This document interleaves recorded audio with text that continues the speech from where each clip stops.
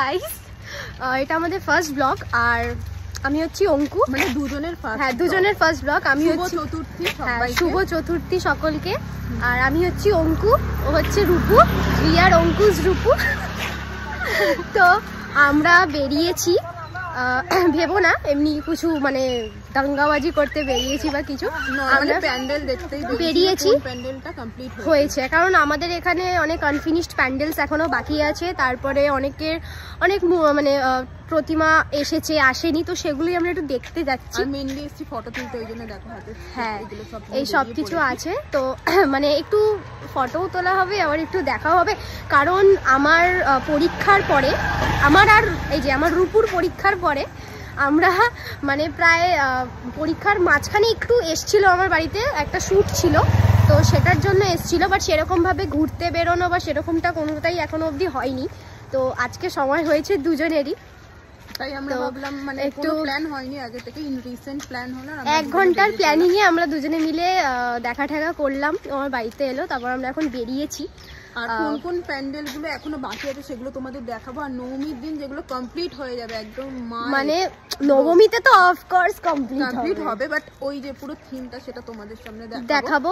আর কোথাকার কোন প্যান্ডেল সেটাও তোমরা বলবো, হ্যাঁ ক্লাব সেটাও আমরা বলবো। তার কারণ হচ্ছে একটাই, কারণ নবমীতে আমরা দুজনে মিট করব, কারণ তার আগে আমরা আমাদের একটু ফ্যামিলিকে টাইম দেবো, রাইট? কারণ আমাদের এদিক দিয়ে চল, তো ফ্যামিলি টাইম দেওয়া হয় না বেসিক্যালি। তো আমি আর ও প্রত্যেকটা পুজো নিজের বন্ধু বান্ধবদের সাথেও বেরো বয়ফ্রেন্ডের সাথেও বেরো, সেটা তো কমন ব্যাপার, কিন্তু নিজের ফ্যামিলিকেও টাইম দেওয়াটা ভালো। কার আর হাতে শোনা আর মধ্যে কথা হচ্ছে আমাদের দুজনে কোনো বয়ফ্রেন্ড নেই, তাই আমাদের ফ্যামিলিকে অফকোর্স টাইম দিতে হয়। আর যেহেতু আমার বেস্ট ফ্রেন্ডকেও টাইম দিতে হবে, এটা কমন ব্যাপার। আর বয়ফ্রেন্ড থাকলেও যে বেস্ট ফ্রেন্ডকে টাইম দিতে নেই, এটা পুরো ভুল কনসেপ্ট। অফকোর্স টাইম দেব। আবার কিছু জনের দুর্গাপূজার সময় ব্রেকআপ হয়, তারাও বেরোবেন বেস্ট ফ্রেন্ডের সাথে, ফ্যামিলির সাথে। কিন্তু যাদের 8-9 বছর রিলেশন, তার একটা প্যান্ডেল এখানে পেয়ে গেছে, ওইটারই ভিডিও এখন নেব। চলো ঢুকতে তোমাদেরকে দেখাইও কোন প্যান্ডেলে এসছি। এটা হচ্ছে আমাদের মিলনীর প্যান্ডেল, এসছি এখন। তো চলো ঢোকা যাক।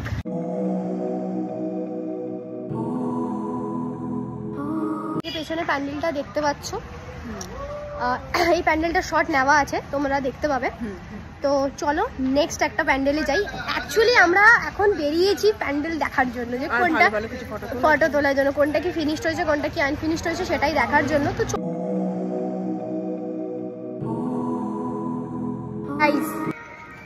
আমরা যাচ্ছি, ওকে। আর যেতে যেতে একটা জিনিস নোটিস না কানে এলো হঠাৎ করে, মানে আচ্ছা দাঁড়া আমি বলছি, পুজোর সময় কি এই যে হালকা যে সাউন্ডটা আসছে, ওটা কি আপনারা অন্য সময় শোনেন না? পুজোর এই 4টে দিন থাকলে আমরা এই গানগুলো শুনতে পারি, বিশেষ করে মহালয়া, দুর্গাপুজোর সময়। আর এই গানগুলো হচ্ছে বাঙালিদের একটা ঐতিহ্য, কারণ আমরা এখন যা দিন পড়েছে, আমরা সবাই ওয়েস্টার্ন গান, মানে যেগুলো হয় হিন্দি বাংলা যাই হোক, নতুনত্ব গান শুনি, কিন্তু পুরোনো দিনের গান আমরা কানেও নিই। বাট এই পুজোর সময় যে গানটা, যে ভাইবটা জাস্ট অসাম, আমার কাছে একটা কি বলো স্বর্গ।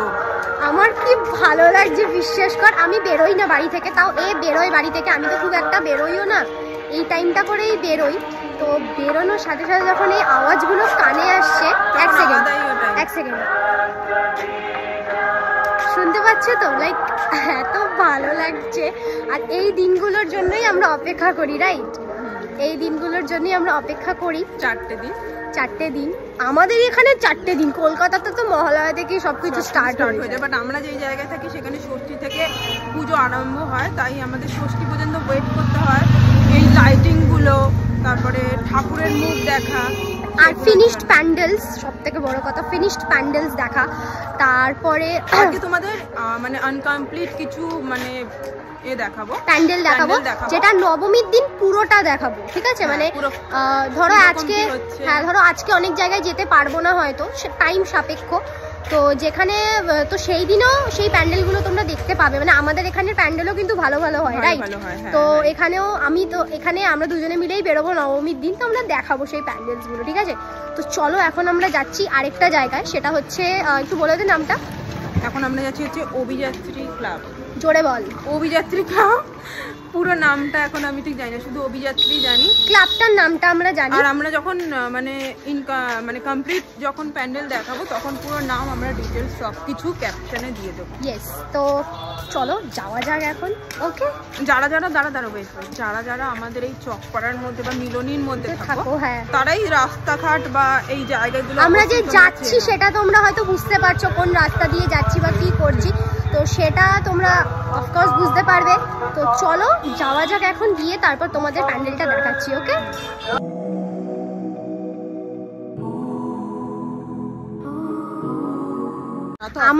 আমাদের ফ্রেন্ডশিপটা একটু অন্যরকম, বুঝেছেন তো? তো সেই কারণে এদিকে আয়, তো সেই কারণে মানে আমরা যে বেস্ট ফ্রেন্ড, তো সেটা একটা কাহিনী আছে, রাইট? তো ওই কাহিনীটা একদিন তোমাদের সাথে শেয়ার করবো ব্লগেই।